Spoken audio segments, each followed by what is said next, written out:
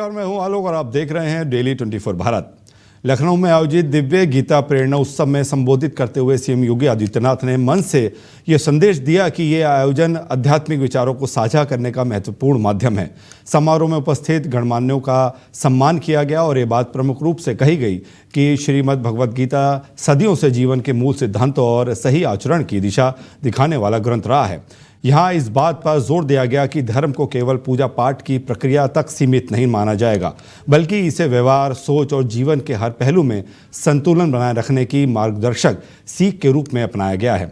यह भी उल्लेख किया गया कि इस भूमि ने हमेशा मनुष्य को सही ढंग से जीने, सभी के साथ सामंजस्य बनाने रखने और अपने कर्तव्यों के प्रति जागरूक रहने की प्रेरणा दी है।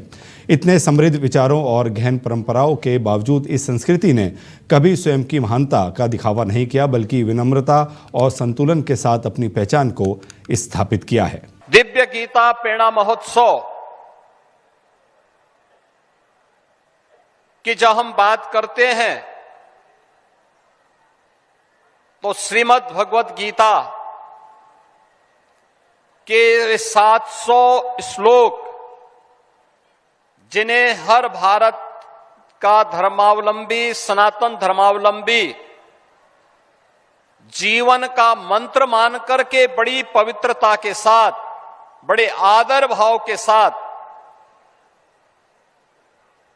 उन्हें आत्मसात करने का प्रयास करता है, वह हम सबके सामने 18 अध्यायों की 700 श्लोकों की श्रीमद् भगवद गीता हर सनातन धर्मावलंबी के सामने आती हुई और एक नई प्रेरणा देती हुई दिखाई देती है। बहनों और भाइयों,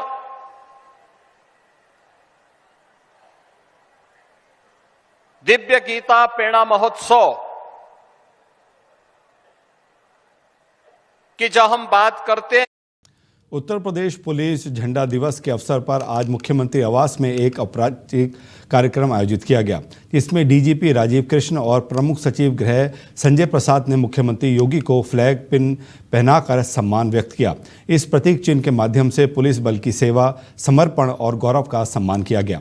कार्यक्रम के दौरान सीएम योगी ने पूरे यूपी पुलिस बल को झंडा दिवस की बधाई दी और कानून व्यवस्था बनाए रखने में उनके महत्वपूर्ण योगदान की भी सराहना की। रामपुर में आयोजित कार्यक्रम के दौरान प्रदेश के उप मुख्यमंत्री का आगमन हुआ, जहां उन्होंने सबसे पहले एक प्रमुख विचारक की प्रतिमा पर पुष्प अर्पित करके श्रद्धांजलि दी। इसके बाद उनका जनसभा में उपस्थित लोगों को संबोधित करने का कार्यक्रम निर्धारित है। आयोजन के क्रम में एक पदयात्रा भी निकाली जा रही है, जो अंबेडकर पार्क से शुरू होकर गांधी समाधि तक पहुंचेगी। साथ ही एक महान राष्ट्रीय नेता की 150वीं जयंती के अवसर पर विशेष कार्यक्रम भी रखा गया है, जिसमें बड़ी संख्या में लोगों के शामिल होने की उम्मीद है। जैसे अयोध्या में रामलला के मंदिर को तोड़ करके विदेशी आक्रमणकारी ने वहां ढांचा खड़ा किया था, वैसे भगवान सोमनाथ के मंदिर को तोड़ करके मोहम्मद गोरी ने भी वहां पर एक ढांचा खड़ा किया था। आजादी प्राप्ति के तत्काल बाद सरदार पटेल जी ने उस ढांचे को ध्वस्त करके भगवान सोमनाथ का भव्य मंदिर बनाने का काम किया। अगर देश के पहले प्रधानमंत्री, आंतरिक सरकार, अंतरिम सरकार के प्रधानमंत्री सरदार पटेल जी बने होते ना, तो अयोध्या में रामलला के मंदिर निर्माण के लिए हमको 2025 में भव्य रूप देखने का इंतजार नहीं करना पड़ता। जैसे प्रदेश में घुसपैठियों की पहचान और उन पर त्वरित सख्त कार्रवाई की बात को लेकर विपक्ष की ओर से तीखी प्रतिक्रिया सामने आई है।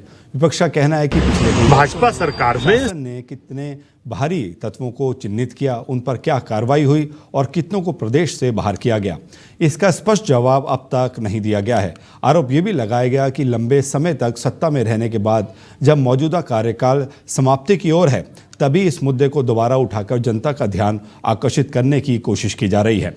विपक्ष का मानना है कि इतनी संवेदनशील विषय पर भी वास्तविक कार्रवाई की बजाय केवल बयानबाजी और दिखावटी गतिविधियां की जा रही हैं, जिससे समस्या का समाधान नहीं हो पा रहा है। भाजपा सरकार में सिर्फ हो हल्ला मचाया जाता है, काम नहीं होता है। 10 साल हो गए, अब विदाई का समय है जब बीजेपी योगी आदित्यनाथ जी की सरकार को, तब उनको घुसपैठियों की याद आ रही है। आप बताइए कि 10 साल में कितने घुसपैठी आपने बाहर किया या कितनों को चिन्हित किया या कितनों पर कार्रवाई हुई। इसी वजह से जो लोग maximum government, minimum government, maximum governance की बात करते थे, आज उनके पास 10 साल की उपलब्धियों के नाम पर कुछ नहीं है। बेरोजगारी, महंगाई, भ्रष्टाचार, घुसपैठिए सब चरम पर है। सरकार सिर्फ हवाबाजी और बयानबाजी कर रही है। भाजपा सरकार में सिर्फ हो हल्ला मचाया जाता है, काम नहीं हो। कौशाम्बी में सरकारी अस्पतालों की व्यवस्था एक बार फिर सवालों के घेरे में है। स्वास्थ्य विभाग की ओर से बाहर की महंगी दवाएं ना लिखने की सख्त चेतावनी के बावजूद अस्पतालों में ऐसा ही हो रहा है।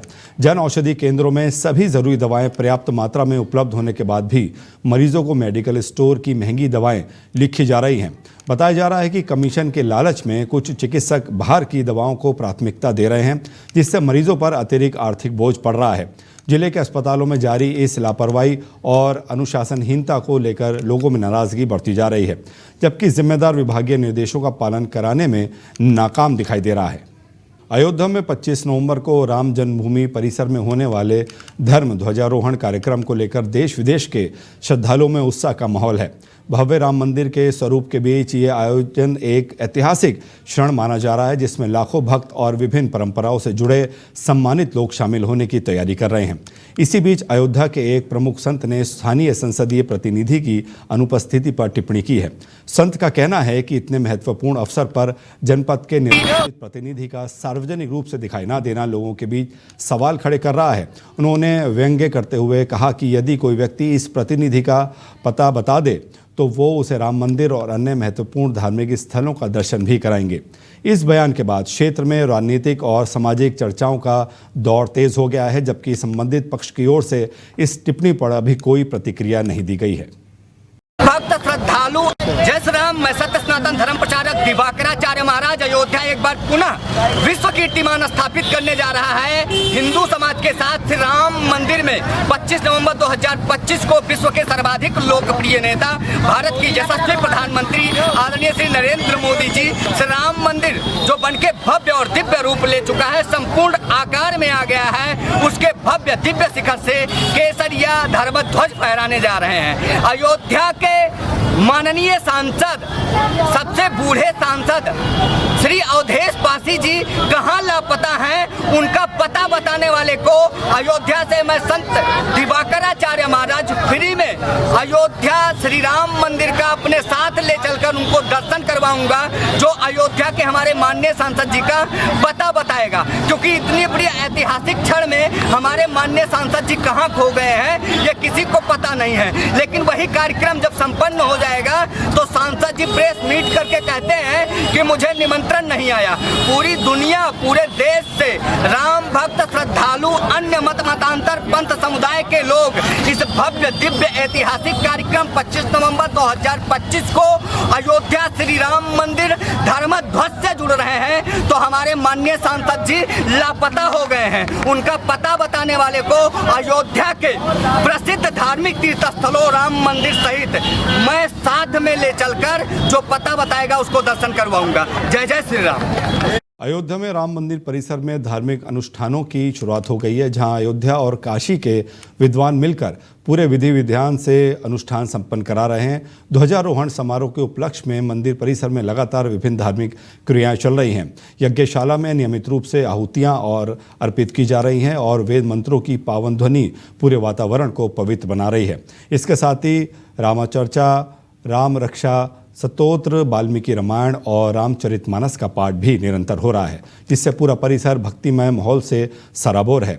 नवग्रह पूजा के साथ आरंभ हुए इन विधियों में स्थानीय और दूर दराज से आए श्रद्धालु भी शामिल होकर आध्यात्मिक अनुभव प्राप्त कर रहे हैं।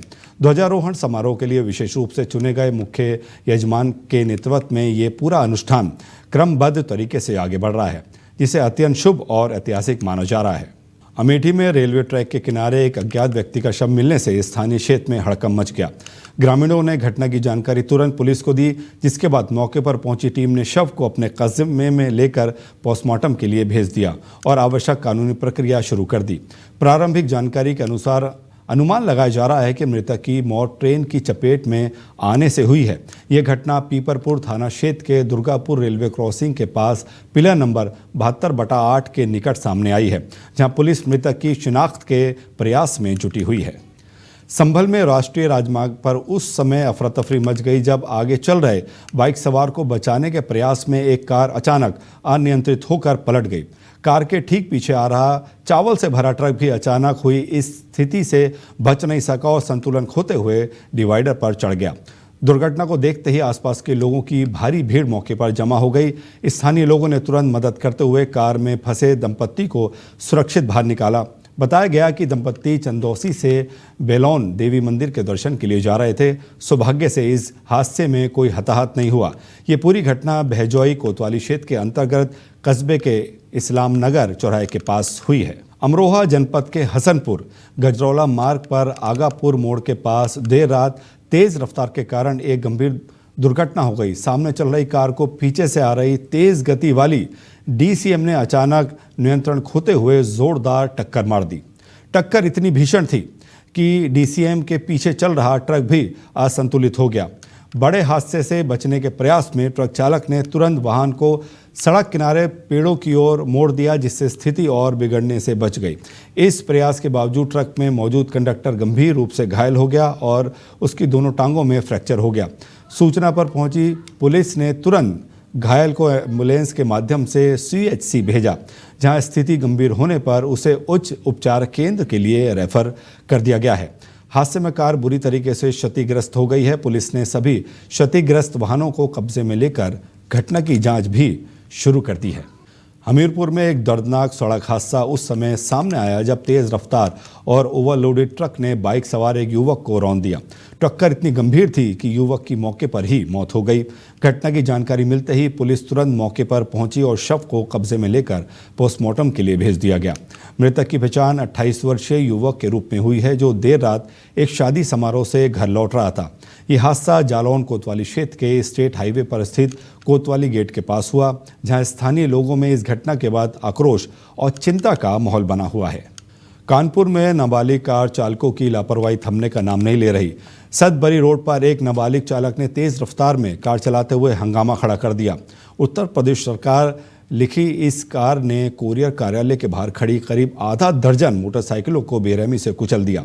वहां से भागने की कोशिश में कार ने आगे एक छात्रा को टक्कर मार दी, जिससे वो गंभीर रूप से घायल भी हो गई। स्थानीय लोगों ने भाग रहे कार चालक और उसके साथ मौजूद युवक को दौड़ाकर पकड़ लिया और दोनों को कोयला नगर चौकी पुलिस के हवाले कर दिया। घटना का वीडियो लोगों ने मौके पर ही रिकॉर्ड कर लिया, जबकि पूरा घटनाक्रम आसपास लगे सीसीटीवी कैमरों में भी स्पष्ट रूप से दर्ज हुआ है। अब सवाल ये उठ रहा है कि क्या इस खतरनाक लापरवाही को देखते हुए नाबालिग के अभिभावकों के खिलाफ भी कड़ी कार्रवाई की जाएगी। झांसी में एक बड़ी कर जांच कार्रवाई के तहत जेपी अग्रवाल ज्वेलर्स पर सीजीएसटी टीम ने छापा मारा है। टीम दस्तावेजों की गहन जांच कर रही है और प्रारंभिक जांच में करोड़ों रुपए की संभावित टैक्स चोरी के संकेत मिल रहे हैं। ये कार्रवाई शहर कोतवाली क्षेत्र में की जा रही है, जहां दुकान परिसर में भारी पुलिस बल तैनात किया गया है। जीएसटी अधिकारी कई घंटों से व्यापारियों से पूछताछ कर रहे हैं, जिससे आसपास के व्यापारिक इलाके में तनाव का माहौल बना हुआ है। दुकानों पर सन्नाटा पड़सा है और व्यापारी इस अचानक कार्रवाई से स्तब्ध है। कानपुर में स्थित किसान नगर के एक स्थानीय ढाबे पर भोजन कर रहे युवक को मामूली सी मांग बहुत भारी पड़ गई। जानकारी के अनुसार युवक ने भोजन के साथ प्याज मांगा, जिस पर ढाबा संचालित करने वाले व्यक्ति ने नाराज होकर विवाद शुरू कर दिया। देखते ही देखते स्थिति इतनी बिगड़ गई कि ढाबे के संचालक ने अपने कर्मचारियों के साथ मिलकर युवक के साथ मारपीट शुरू कर दी। अचानक हुए हमले में युवक घायल हो गया और मुश्किल से वहां से निकलकर सहायता मांग सका।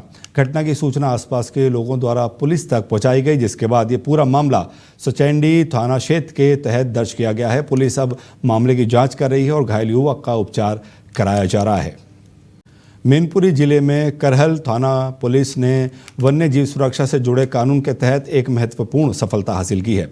पुलिस टीम ने चेकिंग के दौरान 2 व्यक्तियों को गिरफ्तार किया है, जो एक कार में बड़ी संख्या में कछुओं को ले जा रहे थे। बरामद किए सभी 74 कछुए इंडियन फ्लैपशेल टर्टल प्रजाति के हैं, जिन्हें अवैध रूप से इकट्ठा करके बेचने की कोशिश की जा रही थी। यह कार्रवाई पुलिस अधीक्षक मैनपुरी के निर्देश पर चल रहे विशेष अभियान का हिस्सा थी। घटना उस समय सामने आई जब 22 नवंबर 2025 की तड़के पुलिस टीम सड़क पर जांच कर रही थी। उसी समय एक स्विफ्ट डिजायर कार पुलिस को देखकर अचानक वापस मुड़ने लगी। संदिग्ध गतिविधि को देखते हुए पुलिस ने तुरंत घेराबंदी कर वाहन को रोक लिया। तलाशी में कार की सीटों और डिग्गी में रखे जीवित कछुए मिले, जिन्हें बेहद असुरक्षित स्थिति में ले जाया जा रहा था। पूछताछ में पता चला कि वाहन उत्तराखंड नंबर का है और उसमें बैठे दोनों युवक बरेली क्षेत्र के रहने वाले हैं। ये दोनों लंबे समय से अवैध रूप से वन्य जीवों की तस्करी में शामिल थे और कछुओं को किसी छिपे हुए स्थान पर पहुंचा रहे थे। पुलिस ने दोनों आरोपियों को हिरासत में लेकर करहल थाने में मुकदमा दर्ज कर दिया है। गौतम बुद्ध नगर में मतदाता सूची के विशेष प्रांगण पुनरीक्षण के अभियान के दौरान लापरवाही सामने आने पर जिला प्रशासन ने सख्त कदम उठाए हैं। निर्वाचन आयोग के निर्देशों के अनुसार 4 नवंबर 2025 से 4 दिसंबर 2025 तक चल रहे इस कार्यक्रम में जिम्मेदारों को स्पष्ट चेतावनी दी गई थी कि किसी भी तरह की ढिलाई पर कठोर कार्रवाई की जाएगी। तय निर्देशों के बावजूद कई क्षेत्रीय स्तर के कर्मियों ने अपने कार्य में गंभीर लापरवाही दिखाई, जिसके बाद प्रशासन ने कठोर रुख अपनाते हुए कुल 60 बीएलओ और 7 पर्यवेक्षकों के खिलाफ कार्रवाई की है। सदर क्षेत्र के पुनरीक्षण कार्य में अनदेखी, उदासीनता और वरिष्ठ अधिकारियों के आदेशों की अवहेलना के करने पर 32 बीएलओ और 1 सुपरवाइजर के खिलाफ इकोटेक थाने में मुकदमा दर्ज कराया गया है। इसी प्रकार नोएडा क्षेत्र में 11 बीएलओ और 6 सुपरवाइजर के खिलाफ दादरी थाने में प्राथमिकी दर्ज की गई है। वहीं जेवर क्षेत्र में भी कार्य में लापरवाही और आदेशों की उपेक्षा करने वाले 17 बीएलओ के विरुद्ध जेवर थाने में रिपोर्ट दर्ज कराई गई है। जिला प्रशासन की ये कार्रवाई पुनरीक्षण कार्यक्रम की गंभीरता को दर्शाती है, साथ ही ये स्पष्ट संदेश देती है कि निर्वाचन संबंधी कार्यों में किसी प्रकार की ढिलाई स्वीकार नहीं की जाएगी। नोएडा में आयोजित भारत उत्कर्ष महायज्ञ में प्रतिदिन हजारों श्रद्धालु पहुंच रहे हैं, जहां आध्यात्मिक वातावरण और सांस्कृतिक वैभव का अद्भुत संगम देखने को मिल रहा है। इस आयोजन में विदेशों से आए श्रद्धालु भी बड़ी संख्या में सम्मिलित हो रहे हैं और लाखों आहुतियां अर्पित कर अपनी सहभागिता दर्ज करा रहे हैं। महायज्ञ स्थल पर विभिन्न महापुरुषों के नाम पर विशेष द्वार बनाए गए हैं, जिनसे प्रवेश करते ही भक्ति और पवित्रता का अनुभव होता है। विधान पूर्वक चल रहे इस यज्ञ में देश की उन्नति, शांति और समृद्धि के लिए आहुतियां दी जा रही हैं। भगवान राम से संबंधित कथा सुनने के लिए श्रद्धालु न केवल हरियाणा और अलग अलग राज्यों से बल्कि विदेशों से भी लगातार पहुंच रहे हैं। महायज्ञ स्थल पर विभिन्न प्रदेशों की संस्कृति को दर्शाने वाली झलकियां भी मौजूद हैं, जिन्हें देखकर आगंतुक विशेष उत्साह महसूस कर रहे हैं। महर्षि यूनिवर्सिटी के छात्र विभिन्न राज्यों की परंपराओं और लोक कला पर आधारित प्रस्तुतियां देखकर कार्यक्रम की गरिमा बढ़ा रहे हैं। यह महायज्ञ सेक्टर 110 के रामलीला मैदान में आयोजित किया जा रहा है, जो आगामी 5 दिनों तक लगातार चलता रहेगा। बस सनातन से जुड़ने की जरूरत है और सनातन चिन्हों को धारण करने की जरूरत है। हनुमान जी तब लंका में गए तो विभीषण को चिन्ह से ही पहचाना। अगर उसमें राम नाम नहीं होता, अगर तुलसी का वृक्ष नहीं होता, अगर तिलक नहीं होता, धनुष बाण के चिन्ह नहीं होते, तो हनुमान जी कैसे पहचानते कि विभीषण का घर है, कि इधर कोई सज्जन बसता है। तो कहने का मतलब है इधर आकर लोग सनातन से जुड़े और सनातन चिन्हों को अपने अंग में, अपने शरीर में धारण करें, तिलक लगाएं, चोटी रखें और हाथ में कलावा पहने, भगवान की माला पहने और सुबह उठ के भगवान का भजन करें। I'm so lucky to be here. I came from Australia and I'm on my way to the Brahmistan of India, and I was so fortunate to stop here and to enjoy the special program and the special bliss of the great yajna that was held here. So thank you from the bottom of my heart to all who organised this amazing experience. Acha, what would you like to say about Ramkatha event? What would I like to say about what? Ramkatha event. Anything you can else? Nothing else. Thank you. Okay. इस वक्त की बड़ी खबर सामने आ रही है। काशी विश्वनाथ मंदिर से अवैध वसूली की ये बड़ी खबर सामने आ रही है, जहां पर आपको बता दें काशी विश्वनाथ मंदिर में अवैध वसूली के नाम पर, दर्शन कराने के नाम पर ये वसूली की जा रही है और मंदिर के एसडीएम के तहरीर पर दर्ज हुआ ये मुकदमा है। और बड़ी खबर आपको बता रहे हैं, यहाँ पर 3 आरोपियों के खिलाफ ये मुकदमा दर्ज किया गया है और सीधे थाना चौक में दर्ज हुई एफआईआर पुलिस जांच में जुटी हुई है कि किस तरीके से अवैध वसूली की जा रही थी। वाराणसी से बड़ी खबर आपको बता रहे हैं, विश्वनाथ मंदिर में दर्शन कराने के नाम पर अवैध वसूली की जा रही थी। मंदिर के एसडीएम के तहरीर पर यह मुकदमा दर्ज हुआ है और बड़ी खबर आपको सीधा वाराणसी से बता रहे हैं।